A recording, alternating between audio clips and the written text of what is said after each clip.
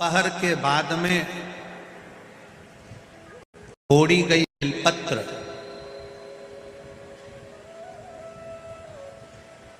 दोपहर के बाद अगर हम बेलपत्र को तोड़कर शंकर भगवान को समर्पित करते हैं तो शिव उसे स्वीकार नहीं करते। फूल सूर्य की किरण निकलती है, प्रकाश थोड़ा सा हो जाता है, थोड़ा सा उजाला हो जाए और रात्रि सूर्य अस्त के पहले पुष्प को हम तोड़ सकते हैं, फूल हम तोड़ सकते हैं। बेलपत्र सुबह से लेकर दोपहर तक हम तोड़ सकते हैं, पर दोपहर के बाद में बेलपत्र को नहीं तोड़ा जाता।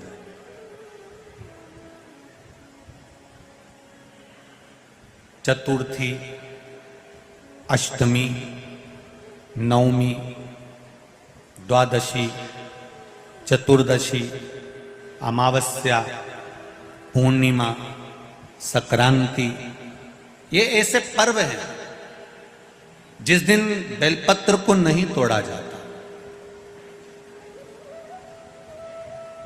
चतुर्थी, अष्टमी, नवमी, द्वादशी, चतुर्दशी, अमावस्या, पूर्णिमा, संक्रांति, ये वो पर्व है जिस पर बेलपत्र को नहीं तोड़ा जाता। पुरानी बेलपत्र 1 महीने पुरानी भी रखी है।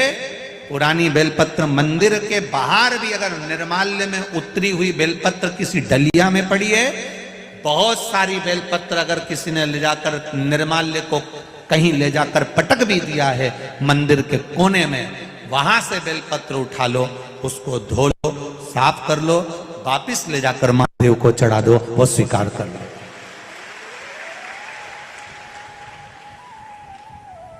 पशुपति व्रत कर रहे हो, चतुर्थी पड़ गई, अष्टमी पड़ गई,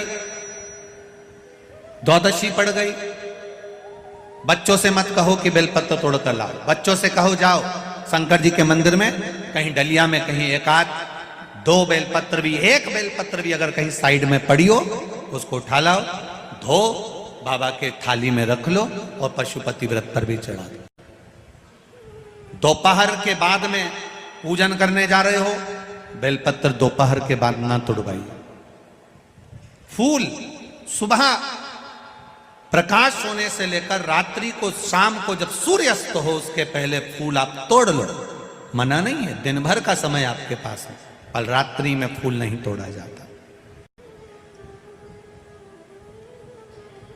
शंकर भगवान पर समर्पित कोई प्रसाद शिव जी को चढ़ाया गया, कोई प्रसाद रात भर नहीं रखना चाहिए। आप लोग तो संकट सोमवार अगर किसी ने करे हों, किसी ने करे संकट सोमवार या 16 सोमवार, हाथ उठाओ, किस किस ने करे हैं, पहले करें आप लोगों ने, रखो। जो लोग 16 सोमवार करे हुए होते हैं, संकट सोमवार करे हुए होते हैं, उनको मालूम होता है, उनके स्मरण में रहता है कि संकट सोमवार का जो प्रसाद होता है उसको रात भर नहीं रखते। उसका कारण स्कंद पुराण में भी कहा गया, उसका कारण शिव महापुराण में भी वर्णन किया गया। शंकर भगवान का प्रसाद, शिव जी का प्रसाद, अगर जितना जितना अंधेरा बढ़ते चले जाता है, जितना जितना रात्रि होती चली जाती है और दूसरा दिन अगर लग जाता है, तो उस प्रसाद पर आपका हक नहीं रहता, उस प्रसाद पर फिर चंड का हक हो जाता, फिर उनके गणों का हक हो जाता है, फिर आपका हक समाप्त।